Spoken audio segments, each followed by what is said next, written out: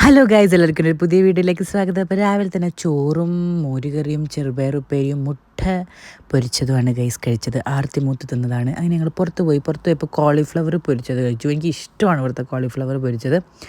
I think ഇതൊരു Thailand based ഷോപ്പാണെന്ന്, Yangtze എന്നാണ് ഷോപ്പിൻ്റെ പേര്. അപ്പോൾ ഞാൻ തിരിച്ചു വരുമ്പോൾ പീടിയെന്ന് പൊക്കുവട വാങ്ങി.